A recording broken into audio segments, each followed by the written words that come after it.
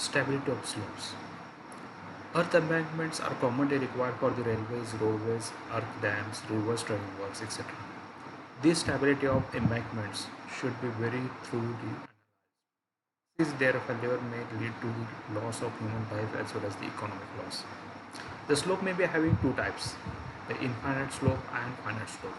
If a slope represents the boundary surface of a semi-infinite soil mass and the soil properties for all identical depths below the surface are constant, it is called an infinite slope. Slope of a limited extent is called a finite slope. Now you can just imagine, if a road cross section, you can imagine, then you will find, so there will be a cutting or filling edge. That slope represents the finite slope.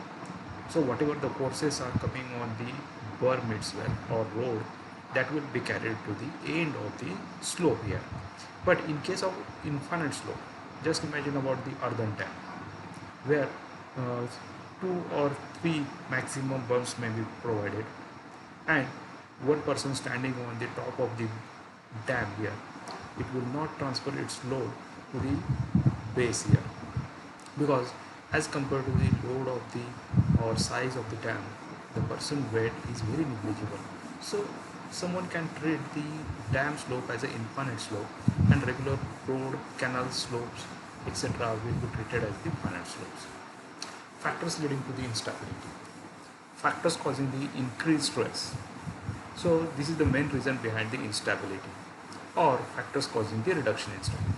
If soil strength is reduced, there will be instability. Factors causing some increase in stress, if limiting stress is exceeded, then it may be leading to the instability of slope. So what are the factors here? You can see increase in unit weight of the soil by wetting. If water is increased, your gamma D will become gamma, and after still water is added, it will lead to the saturated. So gamma D and gamma saturated. So gamma D is having the lesser value, gamma is having, so in between value of gamma D and gamma saturated, and gamma saturated, it is having the higher unit weight. So increasing unit weight means increasing pressure, increasing stress.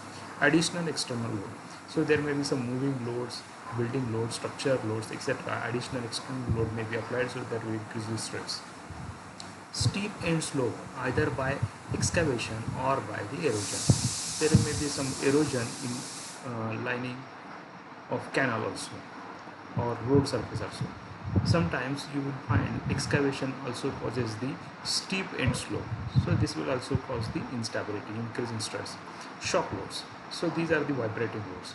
So due to vibration, there will be rearrangement of the soil particles, which may increase the density and again cause the increase in stress. Factors causing the reduction in strength. Vibrations and earthquake.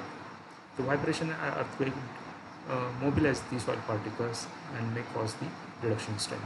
Increasing moisture content. Moisture content increases the gamma saturated or gamma W value. So pore pressure reduces the effective pressure. Increasing pore pressure. Again, it is leading to the same one. So moisture content increases, pore pressure also increases. Loss of cementing material. Due to erosion or due to presence of seepage pressure, there may be loss of cementitious material. So this will lead to the reduction in strength. Assumptions made in the stability analysis of the slope. So first one, the problem is two-dimensional type. Coulomb's theory can be used to compute the shear strength, that is the tau is equal to C plus sigma tan phi, and the shear strength is assumed as uniform along the slip surface. So whatever the shear strength you are going to assume, it should be uniform, so there will not be any variation. The flow net in case of seepage can be drawn and the seepage forces can be evaluated. So these are some assumptions made in the stability analysis of slope. Failure of slope. The failure of slope is mainly due to the, you can say, the landslides. So landslides is the action of the gravity forces and seepage force within the soil. So these are the main reason behind the failure of the slope.